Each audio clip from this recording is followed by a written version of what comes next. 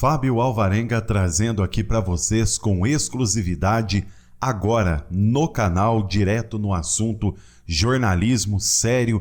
Gente, as fontes estão na tela, daqui a pouquinho você vai ouvir a aberração de circo do magistrado Moraes que tentou encurralar o André Mendonça. E hoje, 24/4/2025, a Revista Oeste traz a nós aqui uma nova decisão do André Mendonça que vai te surpreender. Então, por gentileza, deixa o like aí, se inscreva, venha fazer parte desta família que ama compartilhar aquilo que a direita conservadora luta. Gente, o caso teve origem em um recurso do Google, vai ouvindo aí, que contesta decisões que permitem a quebra de sigilo telemático de pessoas ainda não identificadas. O julgamento gerou divergências entre o magistrado André Mendonça e o magistrado Moraes. O que aconteceu? A decisão tem repercussão geral, ou seja, a decisão tomada pelo Supremo valerá para todos os casos semelhantes nas demais instâncias do Judiciário. Durante o julgamento, os ministros André Mendonça e Alexandre de Moraes apresentaram posições opostas. Mendonça defendeu critérios mais restritivos para autorizar esse tipo de medida. Segundo ele, permitir acesso genérico a dados de busca no Google sem uma suspeita concreta pode abrir espaço para o que ele chamou de pesca probatória. Moraes, por sua vez, houve ali um bate-boca, afirmou que o acesso a esse tipo de prova é essencial para investigar e não deve ser restringido.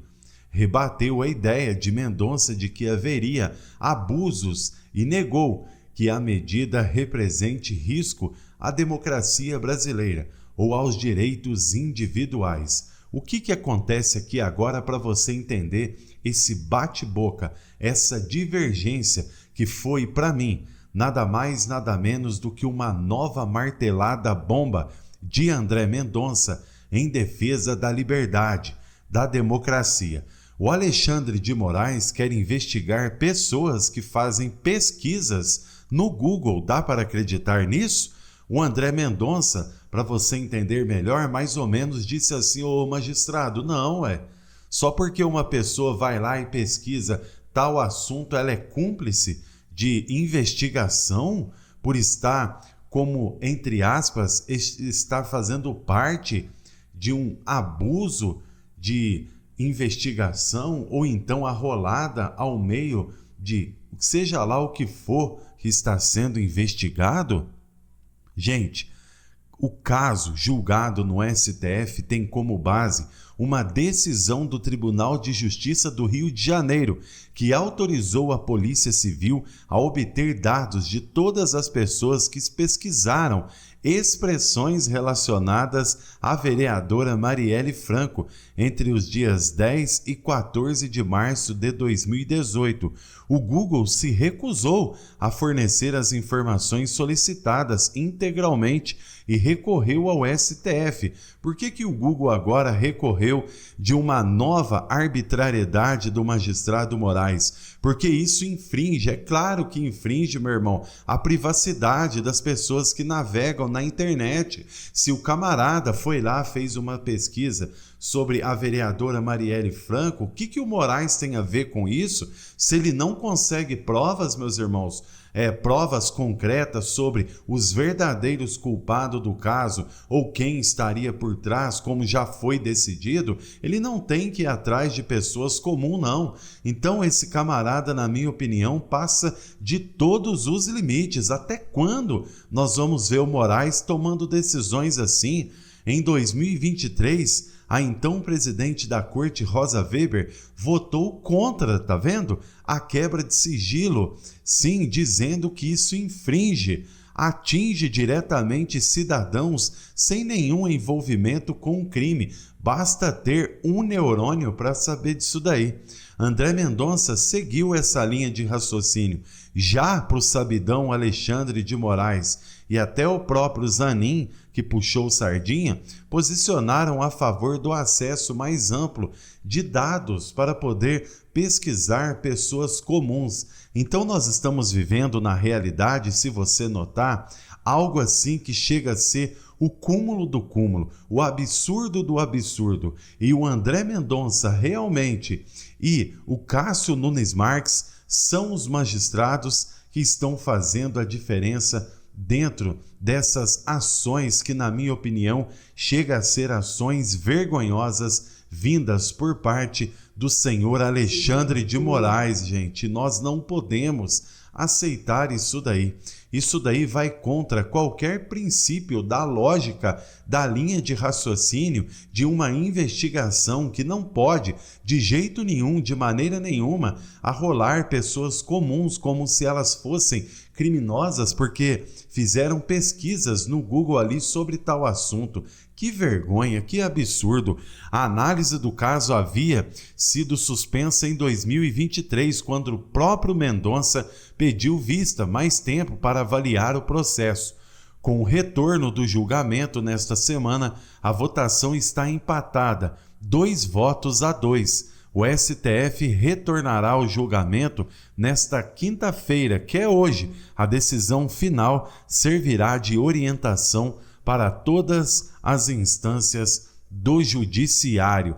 E é aí que, mais uma vez, nós aqui, ao lado da Revista Oeste, que trouxe esse jornalismo de credibilidade, hoje 24/4/2025, a pessoa do magistrado André Mendonça, que mais uma vez deu uma martelada bomba, colocando os pingos nos is e mostrando que o Brasil precisa crescer muito a respeito de poder entender, gente, sobre o que é de fato a liberdade de expressão, porque senão nós temos que tolerar um magistrado sozinho decidir por nós, fazer aquilo que nós não admitimos que faça, como, por exemplo, infringir a nossa liberdade.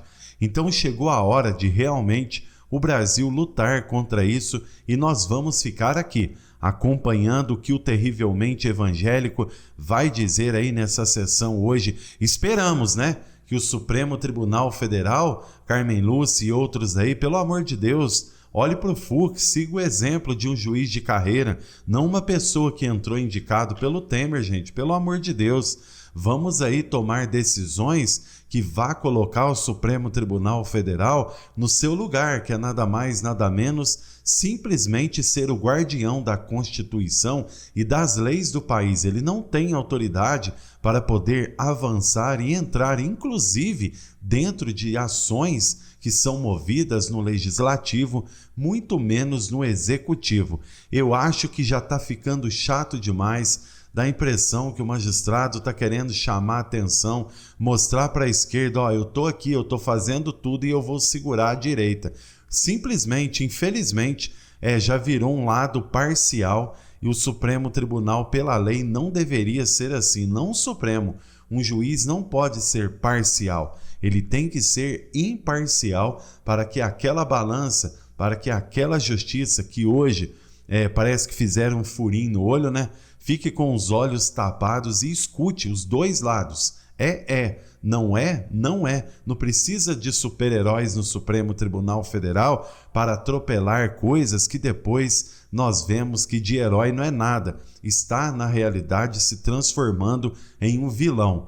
Fiquem todos com Deus. Daqui a pouquinho eu volto aqui novamente, trazendo para vocês novas informações. Se gostaram, deixe o like aí, se inscreva, porque aqui a informação é em primeira mão e a nossa intenção é uma só: atualizar vocês, amigos inscritos, seguidores aqui do canal direto no assunto, compromissado com a verdade, com a ética e com a moralidade de um jornalismo que apura realmente direto na fonte e os fatos que interessam à sociedade brasileira. Fiquem todos com Deus, até mais.